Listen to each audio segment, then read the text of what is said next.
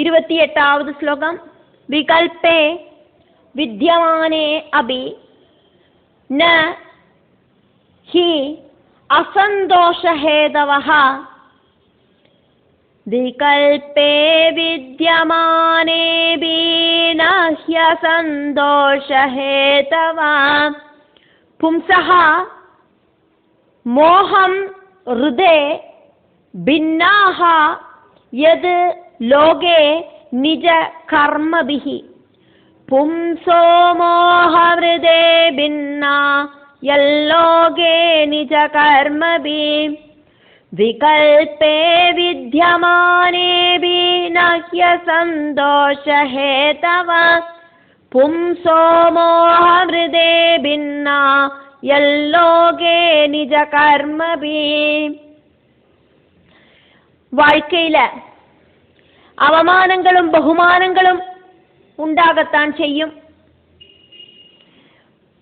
முன்பின் தெரியாதவாளுக்கு கூடியும் அடுத்தவாளை பரஸ்பரம் துரோகிக்கிறதுக்கு தோணும்.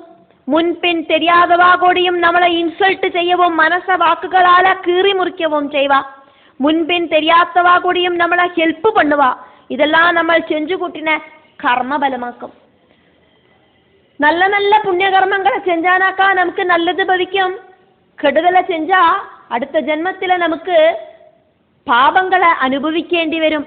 അടുത്തവാ കാരണമില്ലാതൊക്കെ നമ്മളെ പഴിപ്പ, ഇൻസൾട്ട് பண்ணுவா, அவமானப்படுத்துவா, திட்டுவா. இப்படியெல்லாம் செய்யறது நம்மளோட பாபம் அப்படிங்கிற விஷயம் ஆல்ரெடி நமக்குள்ள இருக்கிறதுனாலே ஆக்கும்.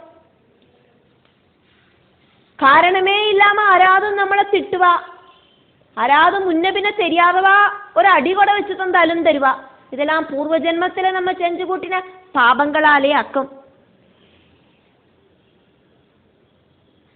കാരണമില്ലാതൊക്കെ നമ്മളെ ആരാതും പഴിക്കവോ ഇൻസൾട്ട് பண்ணவோ செஞ்சானாக்கா, திட்டவோ செஞ்சானாக்கா നമ്മളിലെ இருக்கிற பாபம் அவளுல போய் சேரும்.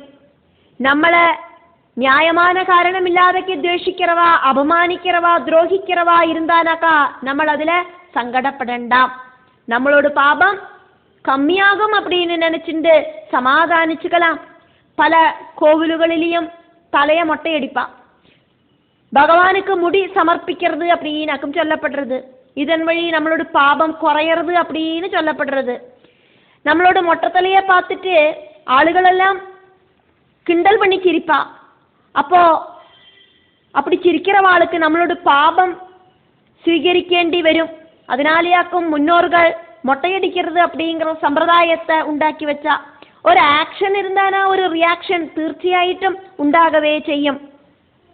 കാര്യമില്ലാതൊക്കെ കാരണം ഉണ്ടാകാது. தான் தான் செய்யற புண்ணிய பாப ഫലം தான் தான் അനുഭവിച്ചു തീർക്കുന്നത് താൻ വേണം. നമ്മൾ ചെഞ്ചുകൂട്ടിനെ പാപകർമ്മ ബലനാക്കും അപമാനങ്ങളും വലികളുമായിട്ട് നമ്മൾ അനുഭവിக்கிறோம். உன்னோட துக்கத்துக்கு நீதான் காரணம், உன்னோட சித்தி கிடையாது அப்படின்னு நாரத மகர்ஷி இங்க சொல்லிட்டு இருக்கார். நாரதன் ரொம்ப நல்ல ஒரு உபதேசமாக்கும் துருவகுமாரனுக்கு கொடுத்துட்டு இருக்கார். குழந்தைகளுக்கு விவேக புத்தி இருக்காது, நல்லது கெட்டது அப்படிங்கிற பகுத்தறிவு உண்டாகாது. பெரியவாளாக்கும் குழந்தைகளுக்கு நல்லதும் கெட்டதும் எல்லாம் செப்பரேட் பண்ணி சொல்லி கொடுக்கணும். ஞானமில்லாத பெரியவா குழந்தைகள மாதிரி அஜ்ஞானிகள் தான் அப்படின்னாக்கும் நாரத மகர்ஷி சொல்றது. ஞானத்துக்கான அந்த பகவத் யாத்திரைக்கு ரெடி ஆகிறத, அஜ்ஞானத்திலேருந்து ஞானத்துக்கான அந்த யாத்திரைக்கு ரெடி ஆகிறத, அப்படி ரெடியாகிற பக்தனோடு முன்னால நாரத மகர்ஷி குருவாயிட்டு இதே மாதிரி ஏதாவது ஒரு ரூபத்துல பிரத்யட்சமாகவே செய்வர். மானம் அப்படிங்கிற விஷயம், அவமானம் அப்படிங்கிற விஷயம் இதெல்லாம் அனுபவப்படுறது அஜ்ஞானிகளாயிருக்கிற, விவேகம் இல்லாத, விகல்ப பாவம் இருக்கிற, துவைத பாவம் இருக்கிற அஜ்ஞானிகளுக்காக்கும். விகல்பமானே அபி, உனக்கு விகல்ப பாவம் அப்படிங்கிற அவமான மானபாவம், அதாவது துவைத பாவம் வரதுன்னா கூடியும் பும்சக மனுஷனுக்கு அசந்தோஷஹேதவ சந்தோஷமில்லாததுக்கு சரிக்கான காரணம் அப்படிங்கிறது மோகம். பிரபஞ்ச மாயையில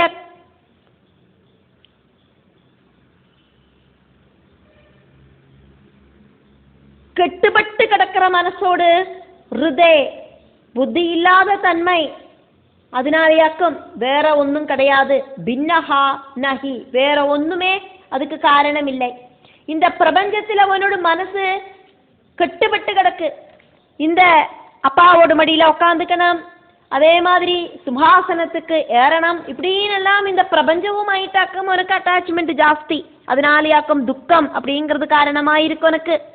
எது காரணம் என்ன அப்படின்னா, லோகே இந்த உலகத்துல நிஜ கர்மபிகி ஓரோருத்தரும் செஞ்சு கூட்டுற கர்மபலம் அல்லாதக்கு வேற ஒண்ணுமே இல்லை.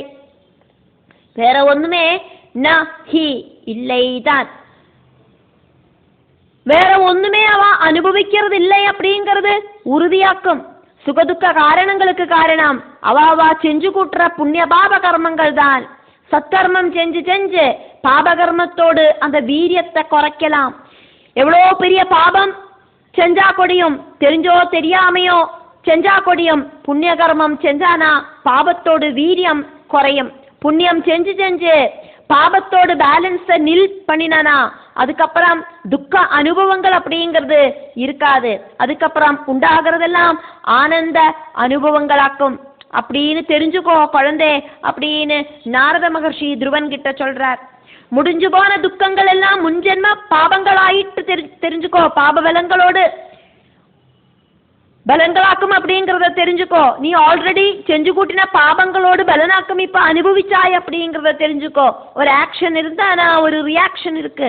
இப்போ பகவத் தர்சனத்துக்கு ஆயிட்டு நீ கிளம்பியிருக்காய், நீ புண்ணியவான் தான், நீ சங்கடப்படாதே. உன்னோட தலையில நான் கை வச்சு அனுகிரகம் பண்ணினதோடு கூடிட்டு உன்னோட பாபங்கள் எல்லாம் இல்லாம ஆயாச்சு. பாபத்தை நசிப்பிக்கிற என்னோடு ஸ்பர்ஷம் உண்டானதோடு கூடிட்டு உன்னோட பாபங்கள் எல்லாம் இல்லாம ஆயிடுத்து. உனக்கு நீ பகவானை தரிசிக்கிறதுக்கு பாக்கியம் கிடைக்கும். ரொம்ப ரொம்ப புண்ணியவான் ஆயிட்டு நீ பவிப்பாய் அப்படின்னு நாரத மகர்ஷி மனசுல சொல்லிட்டு இருக்கார். ஃபியூச்சர்ல பரமானந்த பதவியில நீ எத்தி சேருவாய் துருவா. எப்பவும் உன்னை இந்த உலகத்தில் இருக்கிற எல்லாரும் நினைப்பா. பகவானோட பிரிய பக்தனா இருக்கிற நீ கிரக நட்சத்திரங்களோட நடுவுல துருவ நட்சத்திரமாயிட்டு ஜொலிச்சு நிற்பாய் அப்படின்னு திரிகால ஞானியான நாரத முனிக்கு தெரியும்.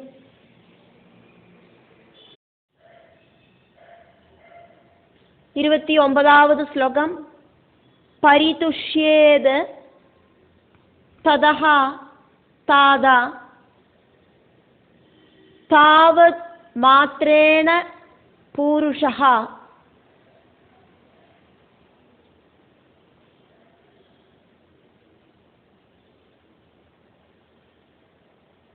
தெய்வ உபசாதிதம் யாவது வீட்சிய ஈஸ்வரகதிம் புதஹ பரிதோஷ்யேத்ததஸ்தாதா தாவன்மாத்ரேண பூருஷ தெய்வோபசாதிதம் யாவத்வீட்சேஸ்வரகதிம் புதா. திரிலோகஞானியான நாரத மகர்ஷிக்கு எல்லாம் தெரியும். இருந்தா கூட துருவனோடு திருடமான தீர்மானத்தை பலதும் சொல்லி டெஸ்ட் பண்றார். பகவானை தரிசிக்கிறதுக்கு பிராயம் அப்படிங்கிறது, வயசு அப்படிங்கிறது ஒரு பொருட்டே கிடையாது. மனசுல திருடமான தீர்மானம் இருக்கா அப்படிங்கிறது மட்டும்தான் விஷயம். அந்த பகவான சரணடையணும் அப்படிங்கிற வைராக்கியம் வந்தாச்சா அப்படிங்கிறது மட்டும்தான் விஷயம். வயசு அப்படிங்கிறது அதுக்கு விஷயம் இல்லை. சிலவாளுக்கு சின்ன வயசுலயே பகவானை சேவிக்கணும் அப்படிங்கிற திருட பக்தி உண்டாகும். சிலவாளுக்கு மத்தியம வயசுல உண்டாகும், யௌவன வயசுல உண்டாகும், சிலவாளுக்கு வார்த்தக்கியத்தில் உண்டாகும், சிலவாளுக்கு வார்த்தக்கியம் அப்படிங்கிறதோடு உச்சஸ்தாயில நிற்கிறத கொடியும் பகவானை கூப்பிடணும் அப்படிங்கிற தோணலே உண்டாகாது. இங்கே பகவானே சரணடையணும் அப்படிங்கிற துருவனோடு திருடமான அந்த தீர்மானத்தை அது உறுதியா இருக்கா அப்படிங்கிறத டெஸ்ட் பண்றார் நாரத மகர்ஷி. பகவானை தர்சனம் பண்றதுக்கு துருவனுக்கு தகுதி இருக்கா அப்படின்னு பார்க்கிறார்.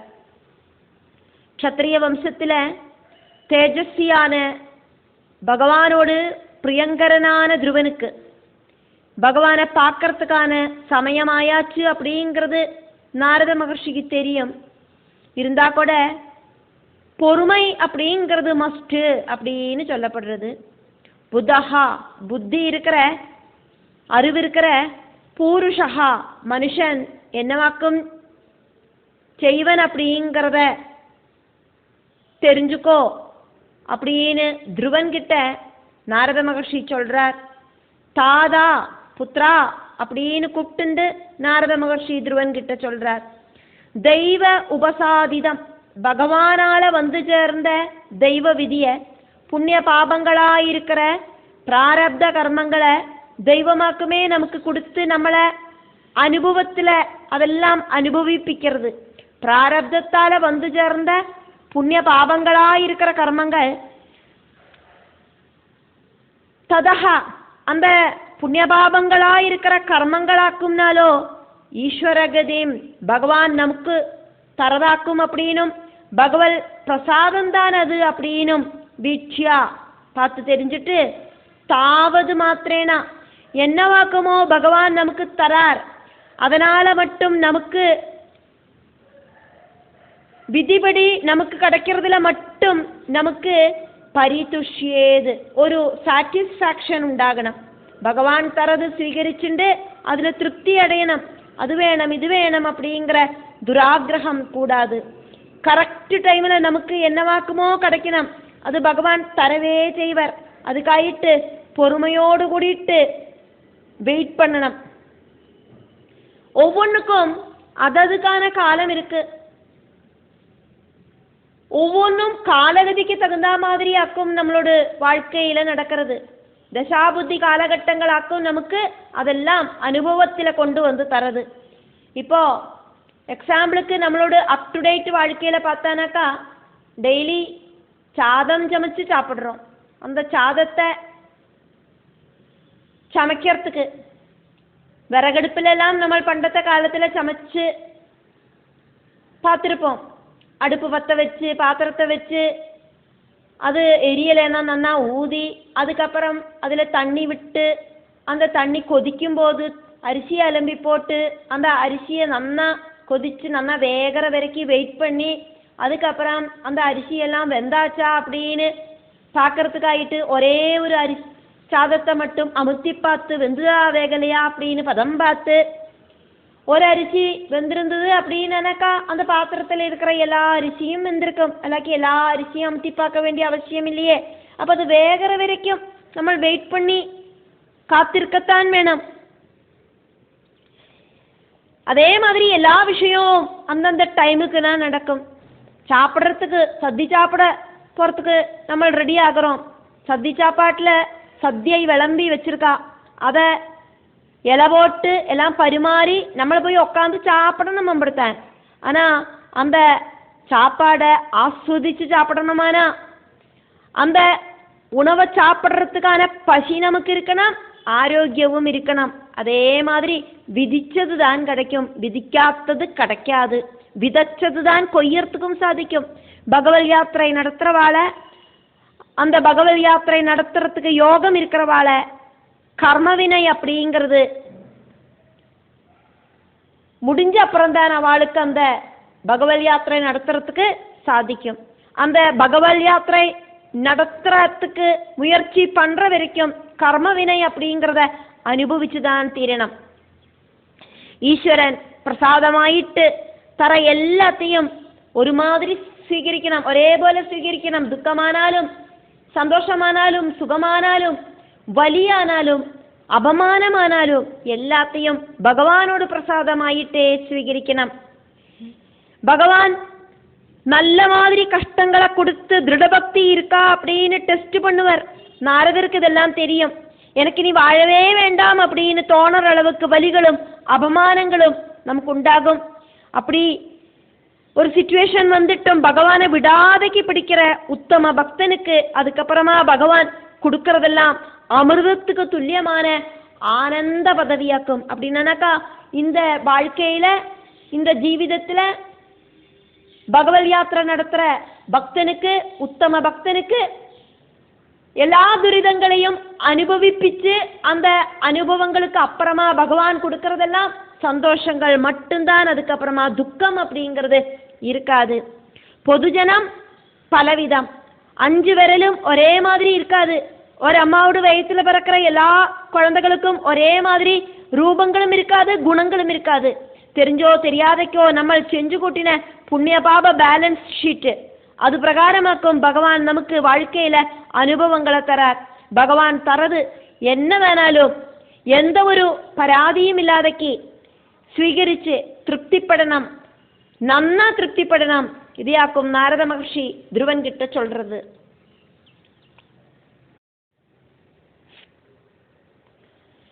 30வது ശ്ലോകം. അത മാത്ര ഉപദിഷ്ടേന യോഗേന അവരുരുത്സസി. അധമാത്രോപദിഷ്ടേന യോഗേനാവരുരുത്സസി. യത്പ്രസാദം സഹ വൈ പുംസാം ദുരാരാധ്യഃ മതഃ മമ. യത്പ്രസാദം സ വൈ പുംസാം ദുരാരാധ്യോ മധോ മമ. അധമാത്രോപദിഷ്ടേന യോഗേനാവരുരുത്സസി. യത്പ്രസാദം സ വൈ പുംസാം ദുരാരാധ്യോ മധോ മമ.